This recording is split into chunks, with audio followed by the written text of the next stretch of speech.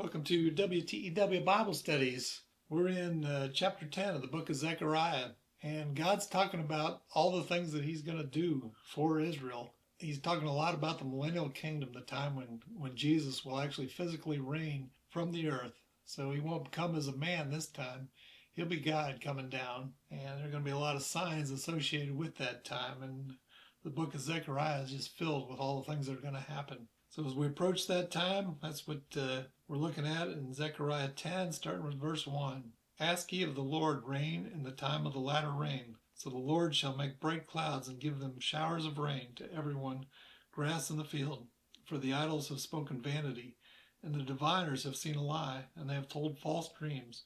They comfort in vain. Therefore they went their way as a flock. They were troubled because there was no shepherd. Mine anger was kindled against the shepherds, and I punished the goats, for the Lord of hosts has visited his flock, the house of Judah, and has made them as his goodly horse in the battle. So there's going to come a time when Israel just doesn't accept Jesus still. So they're going to have all these enemies that come against them, and they're going to be running through them, and there's going to be people in the land saying, oh, no, we've got peace and security, everything's great.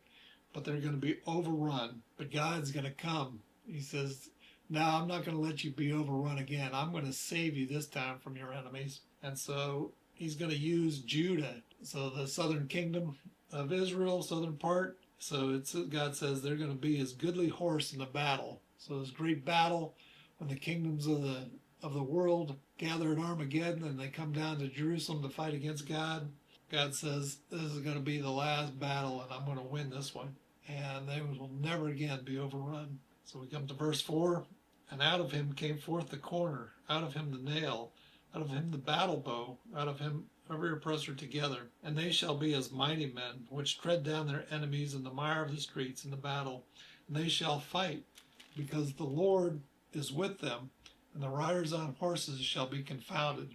Again, God's going to strengthen his people, and they are going to defeat their enemies, going to tread them down. It's going to be quite the bloodbath because God's with them. And he's using them to fight.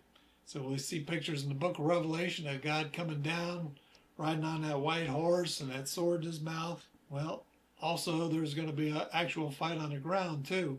And God's people in Israel are going to be fighting against the surrounding nations. And verse 6, and I will strengthen the house of Judah, and I will save the house of Joseph. I will bring them again to place them, for I have mercy upon them, and they shall be as though I had not cast them off. For I am the Lord their God, and will hear them. And they of Ephraim shall be like a mighty man, and their heart shall rejoice as through wine. Yea, their children shall see it and be glad.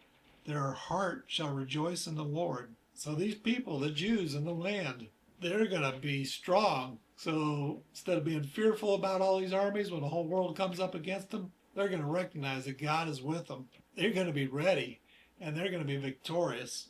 And it's going to be a time of rejoicing in that land when God comes for his people and leads them to victory over these armies. And verse 8, and I will hiss for them and gather them, for I have redeemed them, and they shall increase as they have increased. And I will sow them among the people, and they shall remember me in far countries, and they shall live with their children and turn again.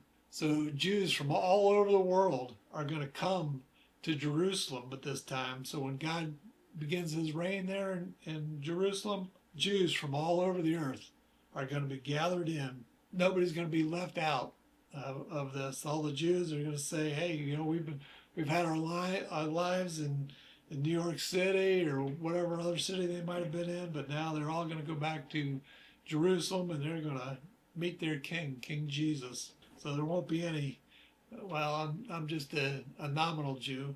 Now they're all going to accept this Jesus. This is going to be a great time for them. And let's see, verse 10. Now I will bring them again also out of the land of Egypt and gather them out of Assyria. Now I will bring them into the land of Gilead and Lebanon, and place shall not be found for them. And he shall pass through the sea with affliction, and shall smite the waves of the sea. And all the deeps of the river shall dry up, and the pride of Assyria shall be brought down, and the scepter of Egypt shall depart away. And I will strengthen them in the Lord, and they shall walk up and down in his name, says the Lord. So God's going to take over all the lands, but he has a special place apparently for Syria and Egypt. So these were nations that constantly fought against each other, and they constantly ran through the nation of Israel as they were fighting against one another. And when Israel became a nation, well, they teamed up to fight against Israel. They didn't want Israel to become a nation, but they're going to be brought down. And actually, the Lord's going to take them in, and there's going to be, it looks like in Lebanon. So the nation of Lebanon is going to be a place for them.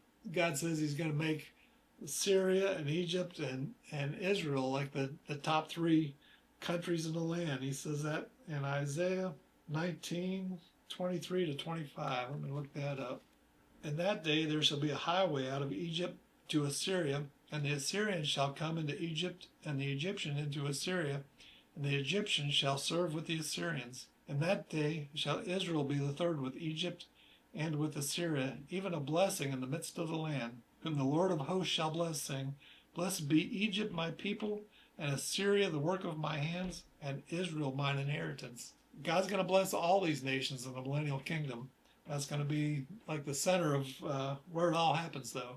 That's all there is, really, in chapter 10. So exciting times. You want to know what's going to happen during this time when Jesus comes? Here it is. It's all in the book of Zechariah. So we'll start chapter 11 next time.